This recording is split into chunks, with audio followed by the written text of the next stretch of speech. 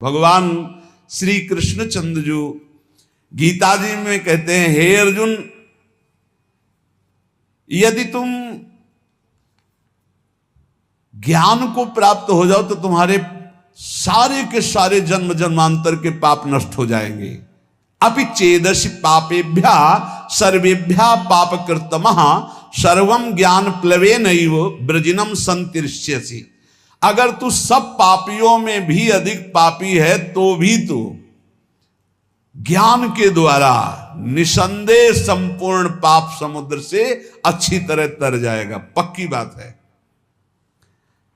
अपि चेदसि पापेभ्या सर्वेभ्या पाप कृतमः।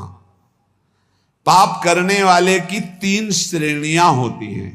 एक होती पापकृत, मैंने पाप किया, पाप करने वाला, और एक होता है पाप कृतर, दो पापी उनमें से एक अधिक पाप करने वाला। तीसरा होता है पाप कृतम, समस्त पापियों में सबसे बड़ा पापी। भगवान कह रहे हैं पाप कृतमः, यदि तू सबसे बड़ा पापी है और तू ज्ञान प्राप्त कर ले तो तू सारे पाप से मुक्त हो जाएगा।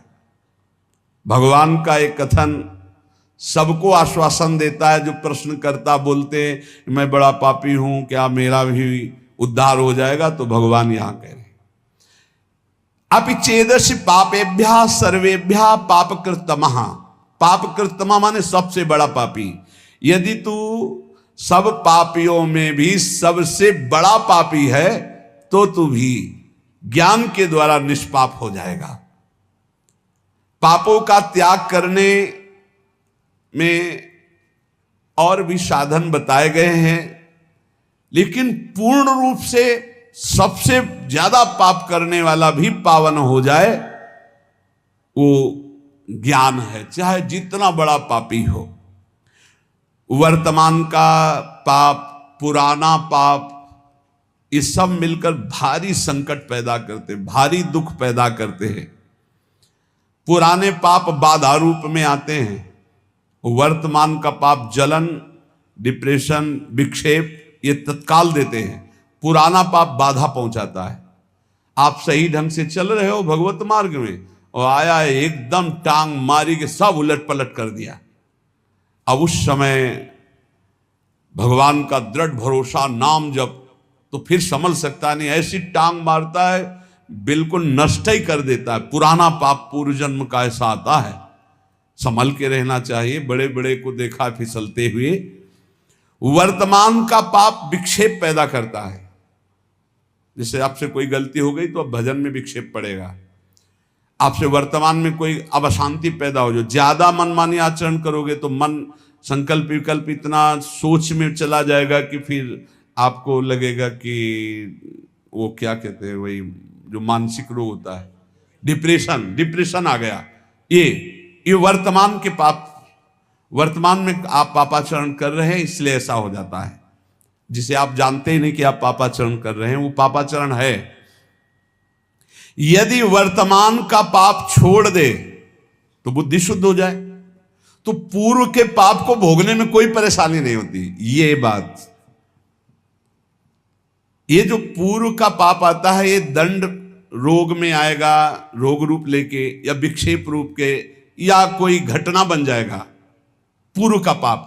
अब उसे कैसे बचा जाता है? जैसे परमार्थ में आया, मार हाहाकार मचा दिया, उलट पुलट सब कर दिया।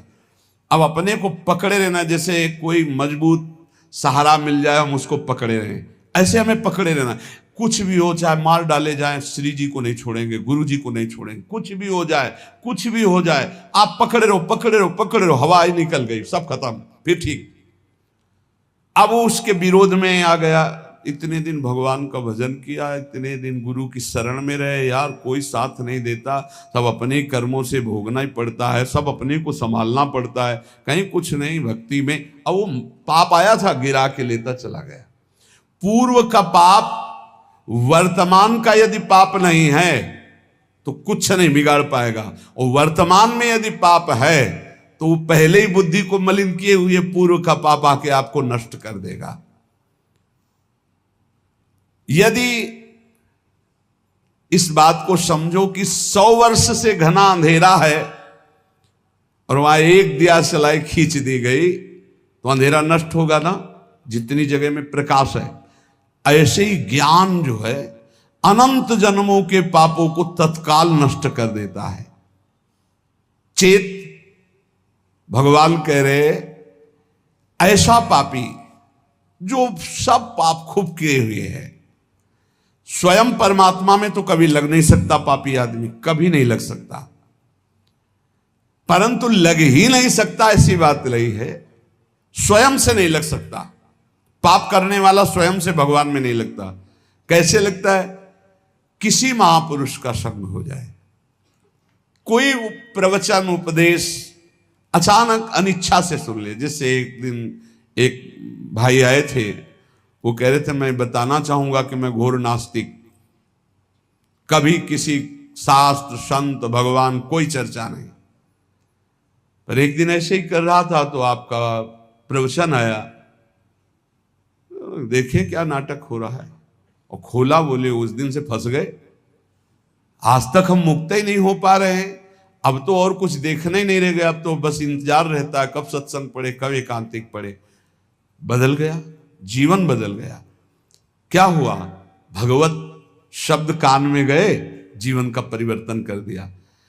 बोले पापी लोग, मनुष्य जो पाप का आचरण करते हैं, स्वयं से भगवान में कभी नहीं लग सकते, पर लग ही नहीं सकते ऐसी बात नहीं। किसी महापुरुष का संग हो जाए या कोई ऐसी विपरीत घटना परिस्थिति घट जाए कि उसका कोई साथ ना दे, और फिर उस समय कोई उसे भगवत मार्ग बताने वाला मिल जाए, या कोई ऐसा वातावरण उसको मिल जाए जिस वातावरण में भागवतिक, ऐसे अचानक किसी कार्य से वृंदावन आया, अच्छा सत्संग हो रहा है क्या, खड़े होके सुन लिया, तो उसका तत्काल परिवर्तन हो सकता है। अन्यथा पापवंत कर सहज स्वभाव, भजन मूर्ति भाव न काऊ। पापी पुरुष का भजन में या भगवत मार्ग में या सत्संग में ऐसी कोई रुचि नहीं होती। सर्वम ज्ञान प्लवे नैव व्रजिनम संतरिष्यसि। भगवान कह रहे हैं कि बहुत पाप किए हैं, लेकिन सदगुरु की शरण में बैठ गया और गुरु ने बताया कि देख, जितने कर्म होते हैं वो सब शरीर से होते हैं। शरीर से कर्म करने का जो वेग होता है वो अंतःकरण से होता है। अंतःकरण 3 गुणों से प्रभावित होता है, रजोगुण तमोगुण आदि। उन्हीं गुणों के प्रभाव से अंतःकरण में प्रेरणा संकल्प विकल्प बनते, अंतःकरण से प्रेरित होकर शरीर से पाप बनते हैं। तू तो दृष्टा मात्र है, तेरे से कोई कर्म नहीं हुआ, तू शुद्ध बुद्ध आत्मस्वरूप है, ना तू कभी बंधा था ना कभी। ओ बात उसके बैठ गई। मूला भावे कुतः शाखा, मूल से ही काट दिया कि तू करता ही नहीं है। जे ही गुरुजनों ने ऐसा उपदेश किया तो स्वतः सिद्ध ज्ञान स्वरूप जीवात्मा है, जो भगवान का अंश है वो ज्ञान स्वरूप है। जे ही उसको ये ज्ञान हुआ कि अरे मैं तो बड़ा भ्रम से फंसा हुआ था, अब तो शरीर से पाप होने नहीं देंगे और अंतःकरण में कोई पाप संकल्प बनने नहीं देंगे, क्योंकि अभी तक मैं समझ रहा था कि मैं ही करता हूं। अरे ये तो अंतःकरण गुणों से प्रभावित होकर गुणानुगुण वर्तन्ते मनुष्या पार्थ सर्वसा। अब नहीं, अब इस नौका में कोई छेद नहीं, ज्ञान रूपी नौका में बैठ गया। गुरु रूपी खवैया ने ऐसा डांड मारी कि भंवर से नैया पार हो गई। एक भी उसे पाप का फल नहीं भोगना पड़ेगा। ये ज्ञान का बहुत, मैं शुद्ध बुद्ध आत्मा स्वरूप हूं, ये जहां बोध हुआ, पर इसके लिए बस ये कि कोई घटना घटे उसके जीवन में, किसी संत की शरण में आ जाए या कोई सत्संग का ऐसा मिले जिसके आकर्षण होकर संत की शरण, बिना किसी महापुरुष के शरण में हुए ये ज्ञान तो हो ही नहीं सकता। और अगर ज्ञान हो जाए तो भगवान कह रहे हैं अपि चेदसि पापेभ्यः सर्वेभ्यः पापकृतमः सर्वं ज्ञान प्लवे नैव व्रजिनम संतरिष्यति।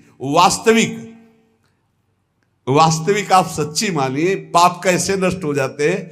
जैसे स्वप्न में हमने 500 कत्ल किए, तो जब जगे तो ना भागवतिक पाप लगेगा और ना भारतीय संविधान में दंड दिया जाएगा कि स्वप्न में तुमने 500 कत्ल किए, चलो तुम्हें फांसी की सजा होगी। कभी ऐसा नहीं हो सकता।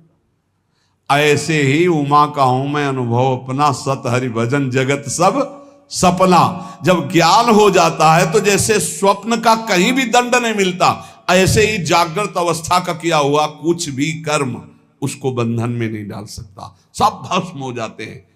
भगवान की जो भक्ति है, इन्हीं के पुत्र का नाम ज्ञान है। ज्ञान वैराग्य भक्ति के पुत्र है ना। शुद्ध ज्ञान होता है भगवान के चरणों से चित्त जोड़ने से, नाम जप करने से। अगर भगवान का भजन ना हो तो शुद्ध ज्ञान नहीं हो सकता। आगे भगवान कह रहे, यथैधांसि समिद्धोग्निर भस्मसात् कुरुते अर्जुन, ज्ञानाग्नि सर्व कर्माणि भस्मसात् कुरुते तथा। हे अर्जुन, जैसे प्रज्वलित अग्नि ईंधनों को सर्वथा भस्म कर देती है, ऐसे ही ज्ञान रूपी अग्नि संपूर्ण कर्मों को सर्वथा भस्म कर देता है। ध्यान रहे, चालबाजी से नहीं होता है। चालबाजी से मैं शुद्ध ब्रह्म हूं, मैंने पाप नहीं किया, मैं तो दृष्टा मात्र हूं, शरीर नहीं हूं, ठीक है, बढ़िया। अब बीच बाजार में थप्पड़ियाए जाओगे, बुरा नहीं लगना चाहिए, तुम शरीर नहीं हो, तुम शुद्ध बुद्ध आत्मा हो, पिटाई तो शरीर की हुई, नहीं बुरा लगा ना, पाप नष्ट हो जाएंगे तुम्हारे। रबड़ी रसगुल्ला खाओ तुम और पाप नहीं, मैं तो दृष्टा मात्र हूं, तो ठीक है, तुम्हारा अपमान भी होगा, तब दृष्टा मात्र रहना। शुद्ध ज्ञान हो जाए तभी पाप नष्ट होगा, बाणी वाले ज्ञान से पाप नष्ट नहीं होता, ध्यान रखना। भगवान कह रहे नहीं होता है ऐसे ज्ञानी, बहुत विचित्र ज्ञान होता है, बहुत अलग अलग ज्ञान होते हैं, हमने देखा है इसको। बहुत ज्ञान भी विविध प्रकार, गुरु के चरणों के आश्रय से जो ज्ञान होता है, भगवान के भजन से जो ज्ञान होता है, वही शुद्ध ज्ञान होता है। नहीं, ज्ञान भी फंसा देता है, ज्ञान भी फंसा देता है, वो आप लोग जल्दी नहीं समझ पाएंगे, ज्ञान भी फंसा देता है। जब फंसने का नंबर आता है तब वो दृष्टा रहते हैं, और जब भोगने का नंबर आता है तो भोगता रहते हैं। तो चतुर शिरोमणि भगवान से नहीं बच पाओगे, फिर वो भी भोगना पड़ेगा। अवश्य में भोक्तव्यम कृतम कर्म शुभाशुभम। यथै धामसी समिध्योग्निर्भस्मसात् कुरुते अर्जुन, ज्ञानाग्नि सर्वकर्माणि भस्मसात् कुरुते तथा। परम सत्य बात, अर्जुन जैसे प्रज्वलित अग्नि ईंधन को सर्वथा भस्म कर देती है, ऐसे ज्ञानाग्नि संपूर्ण कर्मों को भस्म कर देती है। पीछे भगवान ने कहा कि पाप समुद्र है और ज्ञान नौका है, तर जाओगे। तो लगा कि शायद समझ ना पाए, तब भगवान ने कहा कि पाप ऐसा समझ लो कि तृण का पहाड़ है और ज्ञानाग्नि है, ज्ञान अग्नि है, एक क्षण में भस्म कर देगी। ज्ञानाग्नि सर्वकर्माणि भस्मसात् कुरुते तथा। जैसे ढेर सारा पहाड़ लगा हो, काष्ठ का, तृण का, रुई का, और एक दिया सलाई लगा, सब भस्म हो गया। ऐसे एक ज्ञान, केवल ये, मैं स्थूल शरीर नहीं हूं, मैं सूक्ष्म शरीर नहीं हूं, मैं कारण शरीर नहीं हूं, मैं आत्मस्वरूप हूं, आ गया ज्ञान। बहुत कठिन है, इसी के यही गंगा किनारे का जीवन था, ये बहुत कठिन भाई। जब भूख लगती प्राणों को ना, तब दृष्टा नहीं रहता, भोगता रहता है कि यार कहीं एक रोटी मिल जाए। तो जब प्यास लगती है ना, तो ये चिंतन नहीं रह पाता कि प्यास तो प्राणों का धर्म, मेरा धर्म थोड़ी, तो फिर लगता है बहुत विचित्र है। शरीर आसक्ति गुरु कृपा से, गुरु सेवा से नष्ट होती है। जब तत्व ज्ञान हो जाता है तो संचित क्रियमाण सब भस्म हो जाता है और प्रारब्ध का भी मिटिया मेट हो जाता है। मिटिया मेट जब शरीर है नहीं है तो प्रारब्ध शरीर भोगेगा, हम तो भोगेंगे नहीं। बहुत कठिन है, बहुत कठिन। बातें बनाना बहुत सरल नहीं। जब चक्कर आता है तो शरीर को नहीं आता, मुझे आता है। नहीं, पीड़ा होती तो मुझे होती, ऐसा अनुभव देखो। और ये बिल्कुल अलग है शरीर। कहते हैं जिस जैसे मेज अलग है ऐसे अलग है। देखो अभी कहा था ना, जैसे बेटा तू सवारी में बैठा है तो तू सवारी थोड़ी हो गया। तो सवारी अलग है, हम अलग है। ऐसे शरीर अलग है, हम अलग है। पर सवारी को और शरीर को जब देखो तो बहुत अंतराय नजर आता है। भाई सवारी का अगर पहिया टूट गया तो मेरा थोड़ी टूट गया, अगर टांग टूट गई तो मेरी टूट गई, ऐसा लगेगा ना। ये राग बहुत जोर का शरीर में है, यही गुरु कृपा से नष्ट होता है। इसीलिए गुरु साक्षात परब्रह्म कहा गया। परब्रह्म परमात्मा तत्व मोते यदि गुरु ही जी जानी, कि मायाधीश की माया ने फंसा दिया और गुरु रूप में मायाधीश ने मुझे मुक्त कर दिया। ये गुरु कृपा से होता, पढ़ने लिखने से नहीं होता। अपने आप से अपने आप का बोध होता है, ये किसी करण से नहीं होता। ये तत्व बोध हो किसी करण से नहीं होता कि बुद्धि से हुआ, मन से हुआ, चित्त से हो, नहीं। ये करण निरपेक्ष ज्ञान है, वो गुरु कृपा से होता है। अब ये प्रसंग चल रहा है इसलिए चर्चा चल रही। तत्व ज्ञान रूपी अग्नि संचित को, क्रियमाण को, दोनों को भस्म कर देती है, प्रारब्ध का मिटिया मेट कर देती है। अग्नि में काष्ठ अत्यंत तीव्र गति से भस्म होता है। अग्नि सूखा काष्ठ हो तो ऐसे पाप का पहाड़ लगा है, ज्ञान के द्वारा नष्ट। जैसे जैसे आपका भजन बढ़ेगा वैसे वैसे तुम्हारी अरुचि होती जाएगी, संसार से भी, शरीर से भी। शरीर भी प्यारा नहीं, खान पान सोना जागने सब कड़ुआ लगने लगेगा। किसी से बात करना, मिलना जुलना, फिर उस स्थिति में भी रहते हुए वो सब व्यवहार के कार्य करता रहता है, पर वो अनासक्त रहता है। अपने शरीर से, संपूर्ण संसार से संबंध विच्छेद हो जाता है ज्ञान के द्वारा। अंदर ही संबंध विच्छेद होते ही वो अपने को ब्रह्म स्वरूप देखता है अपने आप से। अब ये कैसे समझ में आएगा? भजन करो तब अपने आप से ब्रह्म स्वरूप। जैसे एक भाई कह रहे थे कि अब हम जान गए आपको। भाई जान गए? हमें जान गए? नहीं नहीं नहीं नहीं, अपने को जान गए। भाई तुम अपने को जान गए? बोले नहीं। तो हम कहा क्या जान गए? तो पता नहीं। ये आजकल जो ज्ञान पढ़ लिया जाता है ना, और जब आंख में आंख डाल करके बात करो ना, मिला के एकदम, तब फिर वो जान गए आप। नहीं, वो अपने आप सत्य निकलेगा। उस समय जैसे नहीं होता किसी को वशीकरण कर ले, फिर वही बोलेगा जो स्थिति है इसके। वो एक इंजेक्शन लगाया जाता है जिससे सत्य बुलवाया जाता है। वो एक क्रिया होती जो सत्य बुलवाया जाता है, वो ऐसे लगा करके वैसे पूछा जाता है तो वो वही बोलता है जो उसके अंदर चलता रहता है सत्य। वो नारकोटिक है, ऐसे कुछ होता है। हाँ, ऐसे अपने यहाँ भी होता है। जब गुरुजन आंख में आंख डालते हैं तो परम पद कोटि बोले, नारकोटिक है, नरक वाली बात का है। वो अपने आप वही बोलेगा जो स्थिति है। अन्यथा ऐसे नहीं कहेगा हाँ, अगर हाँ है तो हाँ बोलेगा, नहीं नेत्र में नेत्र मिला के जब बात की आप ऐसा नहीं, अगर हाँ तो फिर स्वीकृति हो जाएगी हाँ है।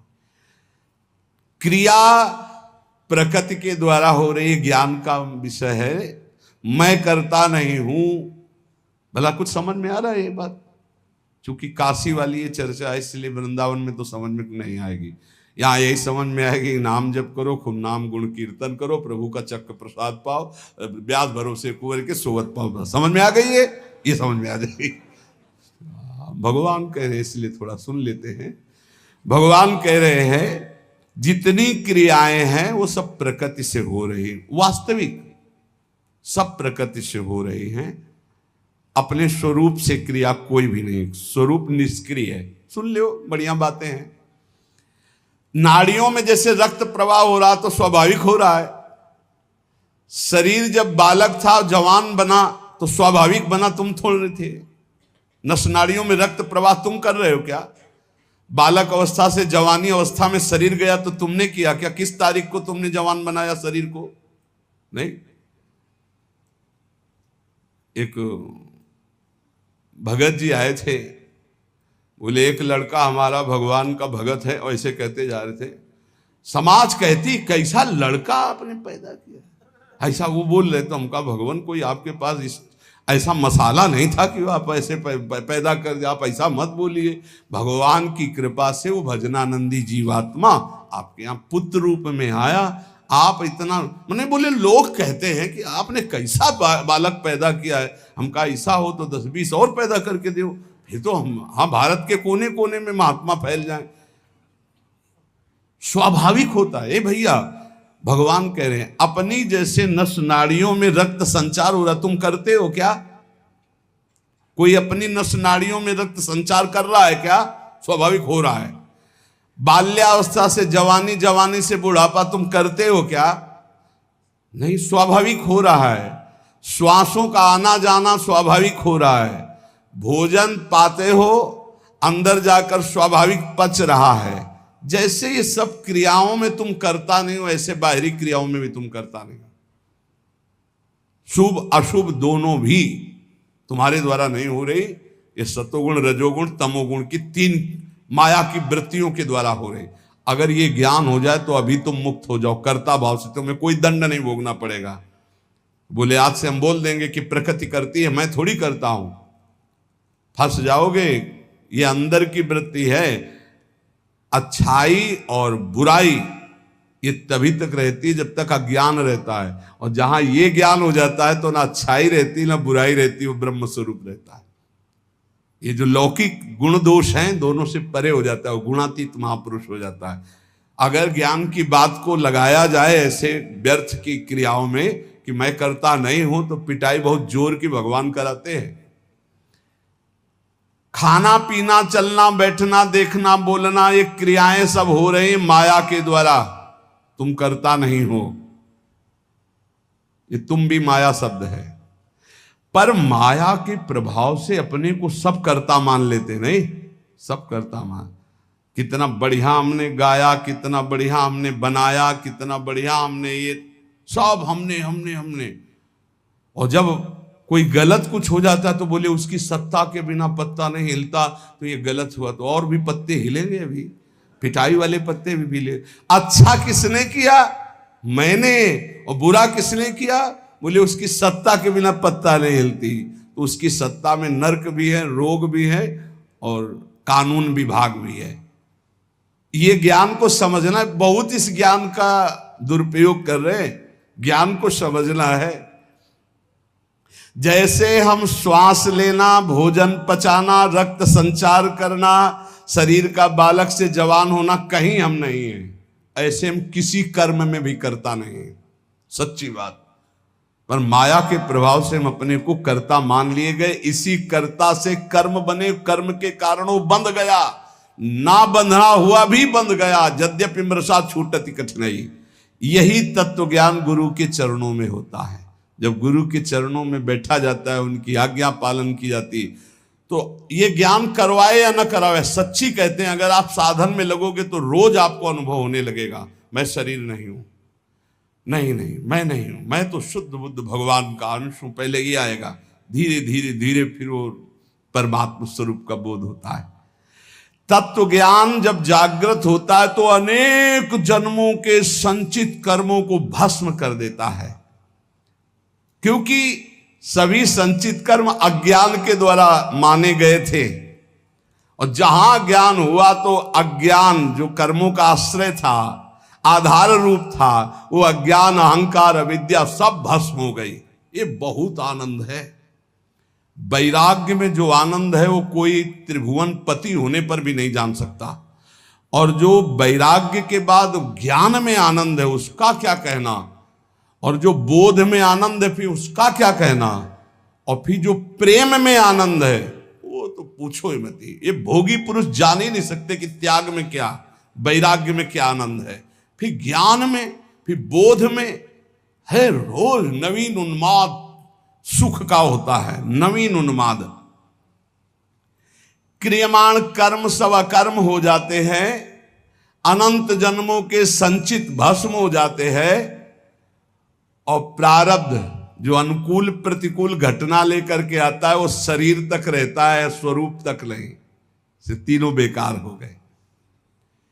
क्रियमाण, प्रारब्ध, संचित तीनों नष्ट हो जाते हैं ये ज्ञान होने पर कि मैं आत्मस्वरूप हूं, मैं स्थूल सूक्ष्म कारण शरीर नहीं हूं। अब इसका हम सरल भाव में वर्णन करते हैं। हे प्रभु, मेरे इस स्थूल शरीर से जो क्रियाएं वो सब समर्पित, सूक्ष्म शरीर में जो संकल्प हो नाथ आपको समर्पित, मेरे स्वभाव से जो भी कर्म बन जाए वो आपको समर्पित। मैं आपका, मेरे तीनों शरीर आपके, मेरे सब कर्म आपके, और राधा राधा राधा राधा राधा। ये गीता जी के भक्ति परक शुद्ध ज्ञान हो जाएगा, शुद्ध भगवत प्राप्ति हो जाएगी, कोई विक्षेप नहीं। ये समझने के लिए तो दूसरा मार्ग है, लेकिन सरल ढंग से मेरे तीनों शरीरों से जो भी बन रहा है वो सब आपको समर्पित। हे नाथ, आपके सिवा मेरा कोई नहीं। राधा राधा राधा, ये बहुत बढ़िया ज्ञान है। इसी ज्ञान से भगवत प्राप्ति हो जाएगी, इसी से ब्रह्म बोध हो जाएगा। ज्यादा परेशान होने की जरूरत नहीं। जब भगवान की शरण में हो जाते हैं तो हम सर्व पापेभ्यो मोक्षयिष्यामि मा शुचा। राधा राधा खूब नाम जप करो, जो भी कर्म है पवित्र कर भाव से करो, दूसरों को सुख पहुंचाओ और प्रभु को अर्पित कर दो।